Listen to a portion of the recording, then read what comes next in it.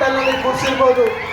1,500 ವಿದ್ಯಾರ್ಥಿಗಳು ಒಂದೇ ಪೆಂಡಲ್ನಲ್ಲಿ ಕೂರಿಸಿ, ಅಥವಾ ಒಂದು ದಿನ 100-150 ಮಕ್ಕಳು ಅಬ್ಸೆಂಟ್ ಇದ್ರು ಕೂಡ ಮೋರ್ ದೆನ್ 1000 ಸ್ಟೂಡೆಂಟ್ಸ್ ಒಂದೇ ಜಾಗದಲ್ಲಿ ಕೂರಿಸಿ ನಾವು ಕಾರ್ಯಕ್ರಮವನ್ನ ಮಾಡಲಿಲ್ಲ.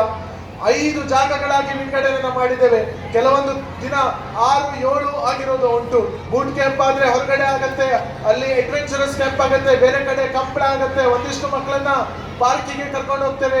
ಆಚೆ 2 ವೆನ್ಯೂ ಇದೆ, ಇಲ್ಲಿ ಪಕ್ಕದಲ್ಲಿ ಇನ್ನೊಂದು ವೆನ್ಯೂ ಇದೆ. ಹೀಗೆ ಎಲ್ಲವುದನ್ನು ಡಿವೈಡ್ ಆಗಿ ನಾವು ಮಾಡಿಕೊಂಡು ಕೆಲಸಗಳನ್ನ ಮಾಡಿದ್ದೇವೆ ಅಂತ ಹೇಳಲಿಕ್ಕೆ ಇಷ್ಟಪಡ್ತೇನೆ. ಅದಕ್ಕಿಂತ ಜಾಸ್ತಿಯಾಗಿ ನಾನು ಹೇಳೋದು ನನ್ನ ಪ್ರೀತಿಯ ಪೋಷಕರಿಗೆ, ಇವತ್ತು ಎಲ್ಲವೂ ನಿಂತಿರೋದು ನಂಬಿಕೆ ಮೇಲೆ.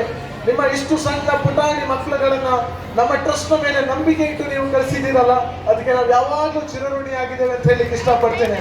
ನೀವು ಆ ಮಕ್ಕಳ ಜೀವವನ್ನ, ನೀವು ಆ ಮಕ್ಕಳ ಲೈಫ್ ಅನ್ನ 7 ದಿನಗಳ ಕಾಲ ನಮ್ಮ ಕೈಯಲ್ಲಿ ಕೊಟ್ಟಿದ್ದೀರಿ. ಬೇರೆ ಬೇರೆ ಆಕ್ಟಿವಿಟೀಸ್ಗಳಾಗ್ತದೆ. ಇಷ್ಟು ಜನ ವಿದ್ಯಾರ್ಥಿಗಳು 40-50 ಬಸ್ಗಳಲ್ಲಿ ಬರಬೇಕು.